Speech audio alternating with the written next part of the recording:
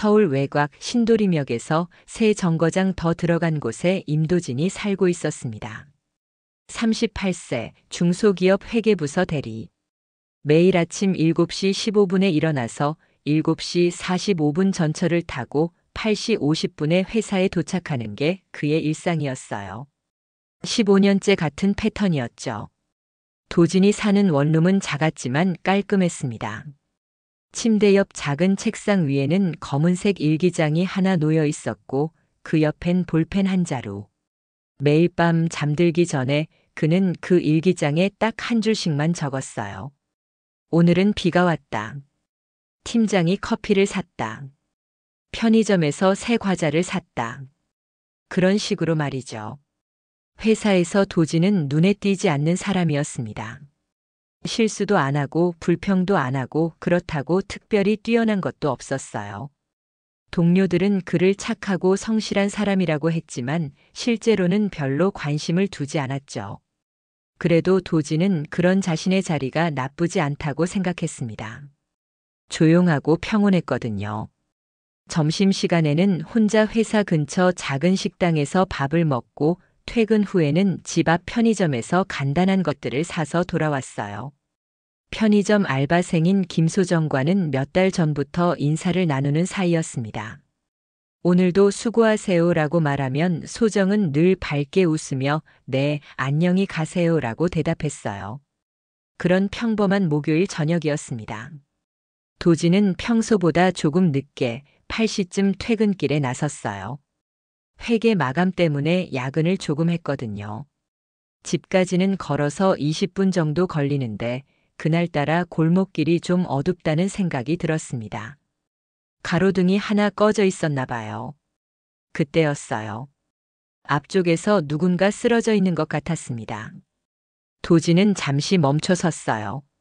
술에 취한 사람인가 싶어서 조심스럽게 다가가 보니 중년 여성이 길바닥에 쓰러져 있었어요. 의식이 없어 보였습니다. 도진은 급하게 119에 신고했고 구급차가 올 때까지 그 자리에 있었죠. 구급차가 오고 경찰도 왔습니다. 경찰은 도진에게 간단한 진술을 받았어요. 언제 발견했는지 어떤 상황이었는지. 도진은 솔직하게 대답했습니다. 자신은 그냥 지나가다가 발견했을 뿐이라고요. 경찰은 연락처를 받고는 필요하면 연락드리겠다고 했어요. 집에 돌아온 도진은 그날 일기장에 이렇게 적었습니다. 길에서 쓰러진 사람을 발견했다. 구급차를 불렀다. 그리고는 평소처럼 잠들었어요. 그땐 그게 자신의 삶을 완전히 바꿔버릴 일이라고는 상상도 못했겠죠. 다음 날 아침 도진은 평소와 같이 7시 15분에 일어났습니다. 세수를 하고 간단히 토스트를 먹고 전철을 탔어요. 출근길 전철에서 그는 습관적으로 핸드폰으로 뉴스를 보곤 했거든요. 그런데 이상했어요. 어제 자신이 신고했던 그 사건이 뉴스에 나와 있었습니다. 40대 여성 골목길에서 숨진 채 발견. 제목을 보는 순간 도진의 심장이 쿵 떨어지는 느낌이었어요. 기사를 읽어보니 어제 저녁 8시경 발견된 정민지 45세 씨가 병원으로 이송됐지만 끝내 숨졌다는 내용이었습니다. 도진은 당황했어요. 어제 구급차에서 의식을 잃은 채로 실려가는 모습을 봤는데 설마 돌아가실 줄은 몰랐거든요. 그냥 술에 취해서 쓰러진 거라고만 생각했는데 말이죠. 기사 끝부분에는 이런 문장이 있었습니다. 경찰은 정확한 사인을 조사 중이며 현장 주변 CCTV를 분석하고 있다. 회사에 도착해서도 도진은 계속 그 뉴스가 신경 쓰였어요. 점심시간에 다시 기사를 찾아보니 추가 보도가 올라와 있었습니다. 사망 여성 발견 당시 인근에 있던 남성과 경찰 접촉, 연관성 조사 중. 그리고는 흐릿한 CCTV 사진 한 장이 함께 올라와 있었어요. 사진 속의 남자는 분명히 도진이었습니다. 옆모습이라 얼굴이 선명하지는 않았지만 그날 입었던 회색 코트, 검은 가방, 심지어 걸음걸이까지 자신의 모습 그대로였어요. 도진은 손이 떨렸습니다. 기사엔 이름이 공개되지 않았지만 자신을 아는 사람이 이 사진을 본다면 알아볼 수도 있을 것 같았거든요. 오후 내내 도지는 집중할 수가 없었어요. 회계 업무를 하면서도 자꾸 그 뉴스가 머릿속에 맴돌았습니다. 연관성 조사 중이라는 문구가 특히 신경 쓰였어요. 자신은 그냥 지나가다가 쓰러진 사람을 발견해서 신고했을 뿐인데 마치 용의자 취급을 받는 것 같았거든요. 퇴근길에 도지는 어제와는 다른 길로 집에 갔습니다. 어제 그 골목길이 자꾸 떠올라서 지나가기가 싫었어요. 편의점에서 라면을 사면서 소정에게 평소처럼 인사를 했는데 소정의 표정이 조금 다른 것 같았어요. 혹시 뉴스를 봤나 하는 생각이 들었지만 확신할 수는 없었죠. 집에 돌아와서 도지는 다시 한번 그 뉴스를 검색해 봤습니다. 댓글들이 달려 있었어요. CCTV 남자 수상하다. 왜 그 시간에 거기 있었을까? 빨리 잡혔으면 좋겠다 같은 내용들이었습니다. 도지는 답답했어요. 자신은 아무것도 잘못한 게 없는데 왜 이런 취급을 받아야 하는지 이해가 안 됐거든요. 그날 밤 일기장에는 이렇게 적었습니다. 뉴스에 내가 나왔다. 이상한 기분이다. 그리고는 한참 동안 잠을 이룰 수 없었어요. 혹시 내일 경찰에서 연락이 올까, 회사 사람들이 뉴스를 봤을까, 그런 걱정들이 머릿속을 맴돌았거든요. 토요일 오전 도진이 늦잠을 자고 있을 때 핸드폰이 울렸습니다. 모르는 번호였어요. 네, 안녕하세요. 서부경찰서입니다. 임도진 씨 맞으시죠? 경찰이었습니다. 며칠 전 신고 건으로 추가 진술을 받고 싶다고 했어요. 월요일에 서에 나와달라고 하더라고요. 도지는 주말 내내 불안했습니다.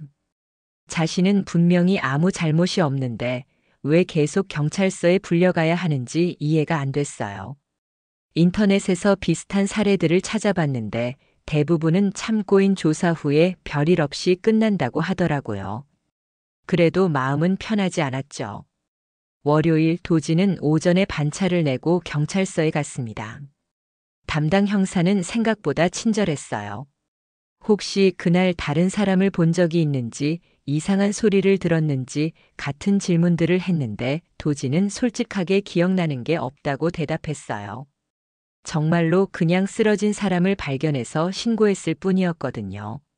CCTV를 보니까 도진 씨가 현장에 약 10분 정도 있었던 것 같은데 그 시간 동안 뭘 하셨나요? 형사가 물었어요. 도진은 구급차 올 때까지 기다렸다고 했습니다. 혹시 피해자와 면식이 있으셨나요? 아니요, 처음 본 사람이에요. 질문들이 계속 이어졌지만 도지는 담담하게 대답할 수 있었어요.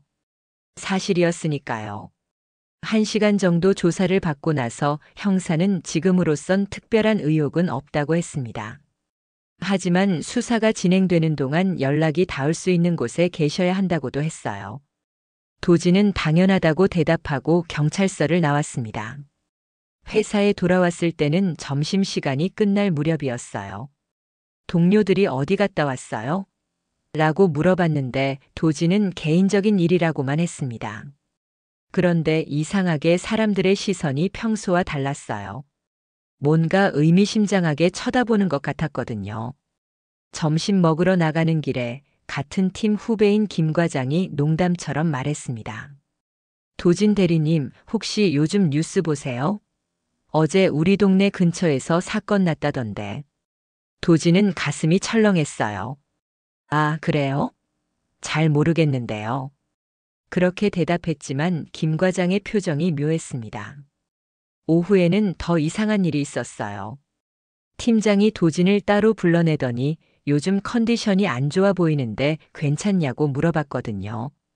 도진은 괜찮다고 했지만 팀장은 혹시 무슨 일 있으면 얘기해라. 회사 입장도 있고. 라고 말을 흐렸어요. 그 순간 도지는 깨달았습니다. 이미 회사 사람들이 뭔가 알고 있다는 걸요. 퇴근 후에 도지는 집에서 인터넷을 뒤져봤습니다. 그 사건에 대한 글들이 여러 커뮤니티에 올라와 있었어요. 그리고 그 흐릿한 CCTV 사진도 계속 돌고 있었습니다. 어떤 글에는 이 남자 누구냐는 댓글들이 달려 있었고 빨리 신원 공개하라는 댓글도 있었어요. 더 충격적인 건 자신이 다니는 회사 이름이 언급된 글도 있었다는 거였습니다. 이 남자 땡땡 회계 다니는 것 같던데라는 글이었어요. 누군가 추측으로 올린 글이었지만 도지는 소름이 돋았습니다. 이제 정말 시간 문제인 것 같았어요.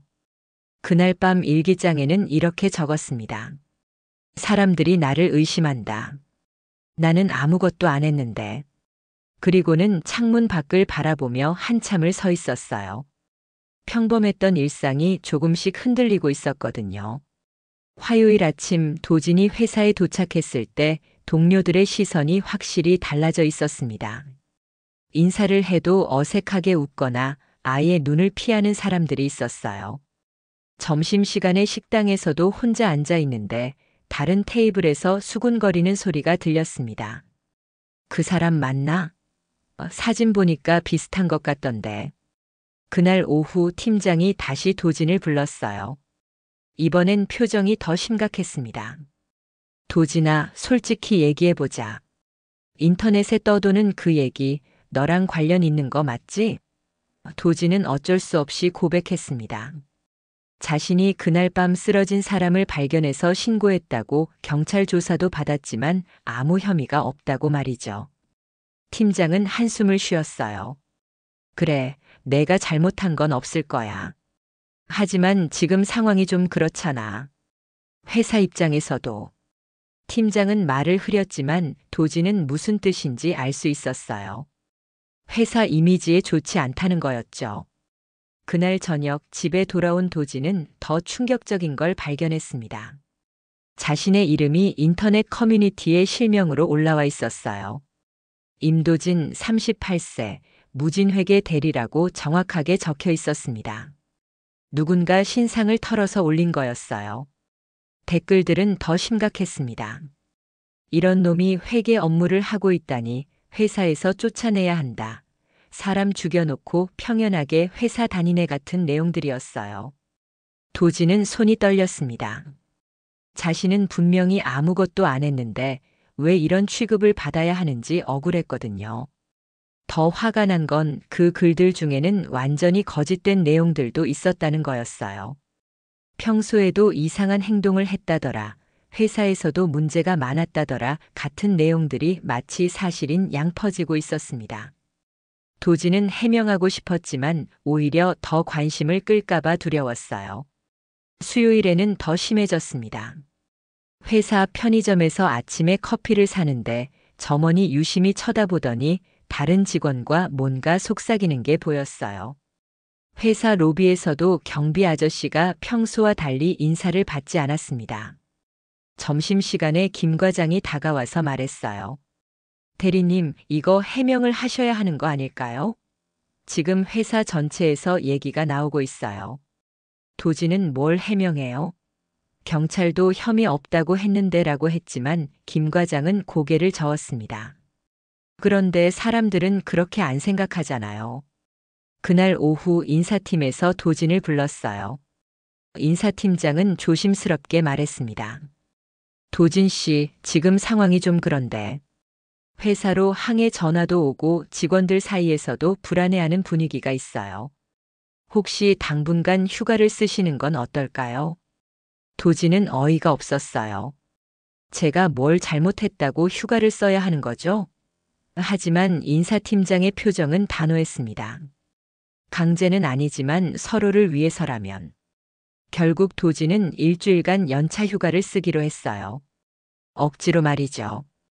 그날 밤 도지는 편의점에 갔습니다. 소정이 계산대에 있었는데 평소와 달리 인사를 먼저 하지 않았어요.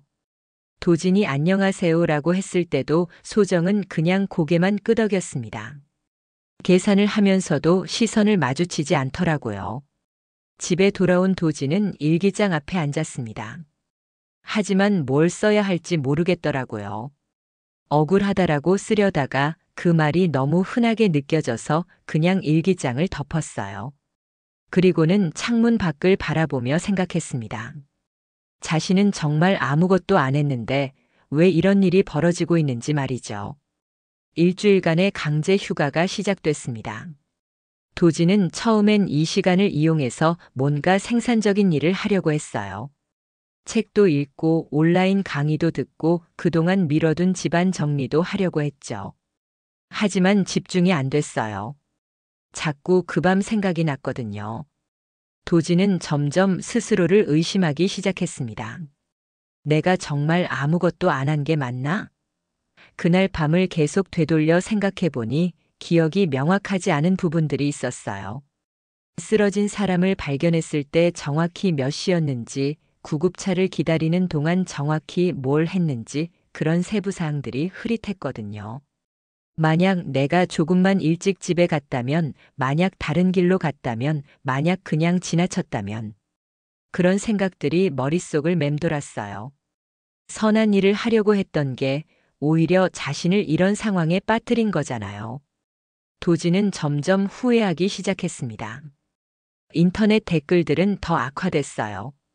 누군가 고승민이라는 아이디로 계속 도진을 공격하는 글들을 올리고 있었습니다. 임도진이 범인이 확실하다. 경찰이 제대로 수사 안 하고 있다. 이런 놈들이 사회에 돌아다니고 있다니 같은 내용들이었어요.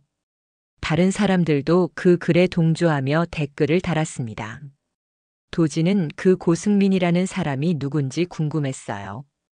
프로필을 봐도 특별한 정보는 없었고 그냥 익명의 누군가였죠.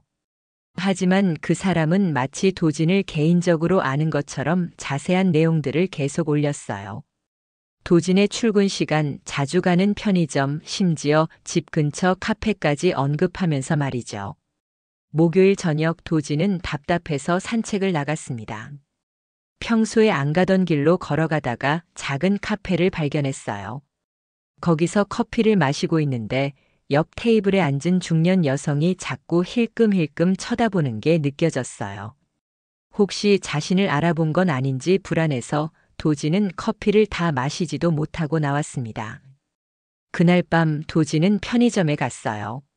소정이 있었는데 이번에는 평소처럼 인사를 해줬습니다. 오랜만에 뵈네요. 어디 여행이라도 다녀오셨어요? 소정의 말에 도지는 조금 안도했어요.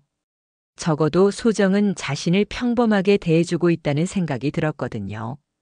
아니에요, 그냥. 휴가였어요. 도진이 대답하자 소정은 그러셨구나. 그런데 요즘 이 동네가 좀 시끄럽더라고요. 무슨 사건이 있었다던데 라고 말했습니다. 도지는 가슴이 철렁했지만 최대한 자연스럽게 그래요? 라고 대답했어요. 네, 인터넷에서 봤는데 누가 돌아가셨다더라고요. 무서워요, 정말. 소정의 말에 도지는 답이 없었어요. 자신이 그 사건의 중심에 있다는 걸 말할 수도 없었고 그렇다고 모르는 척하기도 어색했거든요. 집에 돌아와서 도지는 일기장을 펼쳤습니다. 며칠째 아무것도 쓰지 못하고 있었어요. 펜을 들고 한참을 앉아 있다가 결국 일기장의 앞부분을 찢기 시작했습니다. 그동안 써왔던 평범한 일상들이 이제는 의미 없게 느껴졌거든요. 종이를 다 찢은 후에 도지는 그것들을 베란다에서 태워버렸어요. 연기가 올라가면서 그동안의 기록들이 사라져갔습니다. 오늘은 비가 왔다. 팀장이 커피를 샀다. 편의점에서 새 과자를 샀다. 그런 소소한 일상들이 모두 제가 되어버렸어요. 그날 밤 도지는 잠을 이룰 수 없었습니다. 자꾸 그 밤이 떠올랐어요. 만약 자신이 그 길로 가지 않았다면, 만약 그 시간에 집에 가지 않았다면. 하지만 이미 늦었죠. 시간은 되돌릴 수 없으니까요. 2달이 지났습니다. 도지는 결국 회사를 그만뒀어요. 정확히는 권고사직이었죠. 인사팀장이 회사 분위기상 계속 근무하기 어려울 것 같다며 퇴직금을 좀 더 쳐줄 테니 자진해서 나가달라고 했거든요. 도지는 별말 없이 사표를 냈습니다. 어차피 더 이상 그곳에 있기도 어려웠으니까요. 신기한 건 뉴스에서는 더 이상 그 사건을 다루지 않았다는 거였어요. 경찰 수사도 별다른 진전 없이 흘러가고 있는 것 같았고 사람들의 관심도 점점 다른 곳으로 옮겨갔습니다. 새로운 사건, 새로운 스캔들들이 매일 터져 나오니까 말이죠. 정민지 씨의 죽음은 그저 수많은 뉴스 중 하나가 되어버렸어요. 인터넷 커뮤니티에서도 도진에 대한 언급이 줄어들었습니다. 한때 그렇게 열심히 자신을 공격하던 고승민도 더 이상 글을 올리지 않더라고요. 사람들은 다른 관심거리로 넘어갔어요. 도진의 이름도 그의 사진도 그에 대한 의혹들도 모두 인터넷 어딘가에 묻혀버렸습니다. 하지만 도진 자신은 그날에서 벗어날 수 없었어요. 다른 사람들이 잊어갈수록 오히려 그는 더 깊이 그 밤 속으로 빠져들었습니다. 매일 밤 잠들기 전에 그 골목길이 떠올랐고 쓰러져 있던 정민지 씨의 모습이 생생하게 기억났어요. 도진은 새로운 직장을 구하려고 하지 않았습니다.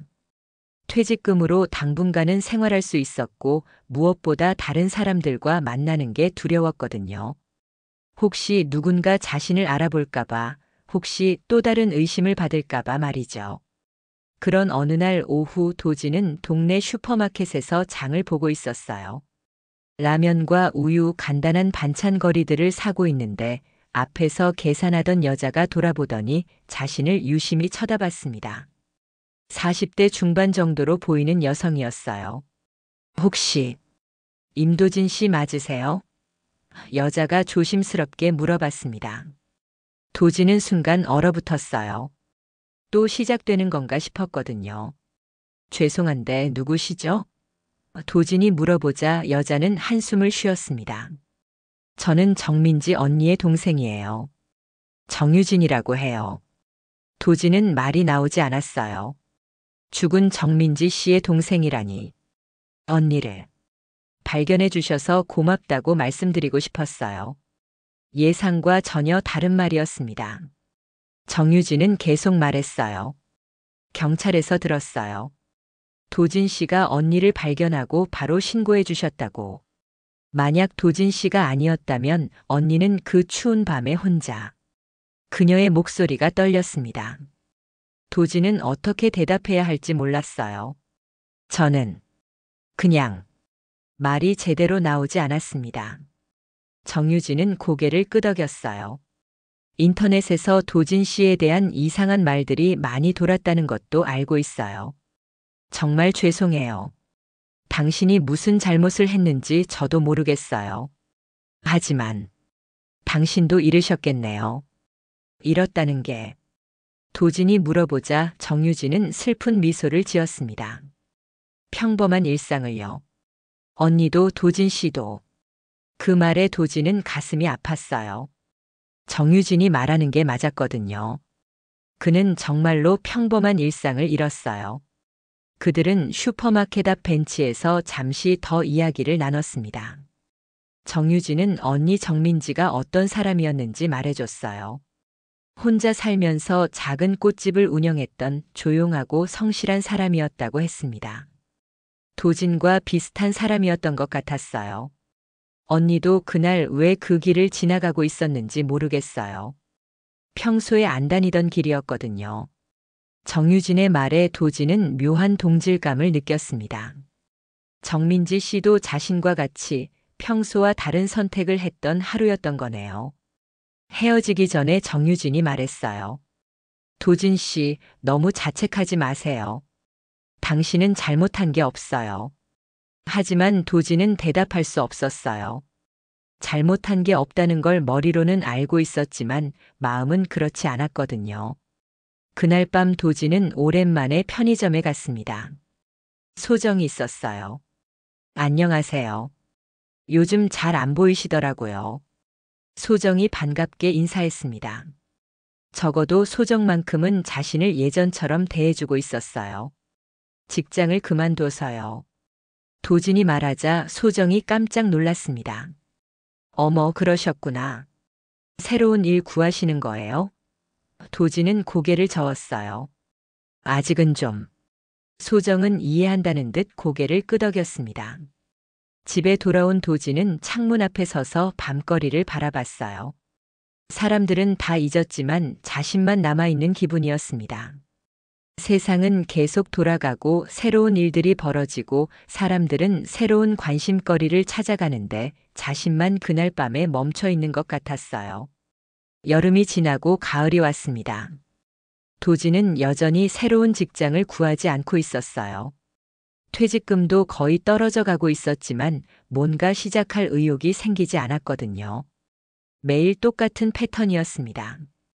늦게 일어나고 간단히 끼니를 때우고 의미 없이 시간을 보내고 다시 잠들고. 도지는 점점 사람들과의 접촉을 피하게 됐어요. 친구들이 몇 번 연락을 해왔지만 도지는 대답하지 않았습니다. 요즘 어떻게 지내냐, 술이나 한잔 하자는 문자들이 왔지만 뭐라고 대답해야 할지 몰랐거든요. 자신의 상황을 설명하기도 어려웠고 그렇다고 거짓말을 하고 싶지도 않았어요. 편의점에 가는 것조차 부담스러워졌습니다. 소정과 인사를 나누는 것도 다른 손님들과 마주치는 것도 피하고 싶었어요. 도지는 주로 새벽이나 늦은 밤에만 나가서 필요한 것들을 샀습니다. 사람이 적은 시간을 골라서 말이죠. 어느 날 밤 편의점에서 라면을 사고 나오는데 길 건너편에서 누군가 자신을 쳐다보고 있는 느낌이 들었어요. 고개를 돌려보니 정말로 한 남자가 서서 이쪽을 바라보고 있었습니다. 도지는 가슴이 철렁했어요. 혹시 인터넷에서 자신을 봤던 사람인가 싶어서 말이죠. 도지는 서둘러 집으로 향했는데 그 남자가 따라오는 것 같았어요. 뒤를 돌아보니 정말로 같은 방향으로 걷고 있었습니다. 도지는 패닉 상태가 됐어요. 빨리 걸었지만 그 남자도 속도를 높였습니다. 결국 도지는 뛰기 시작했고 집 앞까지 뛰어가서야 안도할 수 있었어요. 나중에 생각해보니 그냥 같은 방향으로 집에 가던 사람이었을 수도 있어요. 하지만 그때 도지는 모든 게 자신을 겨냥한 것처럼 느껴졌거든요. 세상의 모든 시선이 자신을 주시하고 있는 것 같았어요. 겨울이 되면서 도지는 거의 집 밖으로 나가지 않게 됐습니다. 온라인으로 장을 보고 최소한의 외출만 하고 대부분의 시간을 집에서 보냈어요. 텔레비전을 보거나 의미 없이 인터넷을 하거나 그냥 멍하니 시간을 보내거나 친구들의 연락도 완전히 끊겼습니다.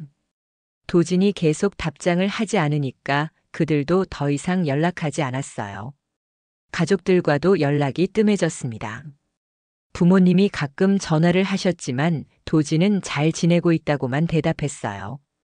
실제로는 전혀 잘 지내고 있지 않았는데 말이죠. 어느 날 밤 도지는 오랜만에 그 골목길을 지나가 봤어요. 정민지 씨가 쓰러져 있던 바로 그 자리였습니다. 지금은 아무것도 남아있지 않았어요. 그냥 평범한 골목길이었죠. 가로등도 수리가 돼 있었고 사람들이 평소처럼 지나다녔습니다. 도지는 그 자리에 한참 서 있었어요. 그날 밤을 떠올리면서 말이죠. 만약 자신이 다른 선택을 했더라면 지금쯤 어떤 삶을 살고 있었을까? 여전히 회사에 다니고 동료들과 점심을 먹고 소정과 인사를 나누고 일기장에 하루 한 줄씩 적으면서 평범하게 살아가고 있었을까? 하지만 그런 생각들도 이제 의미가 없었어요. 이미 흘러간 시간은 돌이킬 수 없으니까요. 도지는 그 자리를 떠나 집으로 돌아갔습니다. 더 이상 일기장도 없었고 적을 말도 없었어요. 집에 도착해서 거울을 봤는데 자신의 모습이 낯설었습니다. 살이 빠져서 볼이 움푹 들어가 있었고 눈빛도 예전과 달랐어요. 마치 다른 사람 같았습니다. 도지는 생각했어요. 그날 이후 나는 나를 잃었구나. 그 후로 도지는 거울을 보지 않게 됐습니다. 자신과 마주치는 것조차 피하게 됐어요.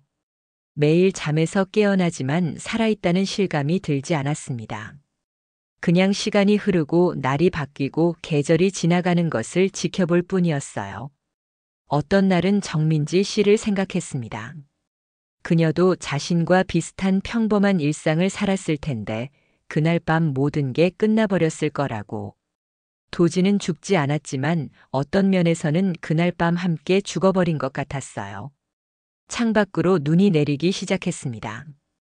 도지는 창문 앞에 서서 그 눈을 바라봤어요. 하얗고 조용한 눈이 세상을 덮어가고 있었습니다. 마치 모든 것을 지워버리는 것처럼 말이죠. 도지는 생각했습니다. 자신도 그 눈처럼 조용히 사라져가고 있다고.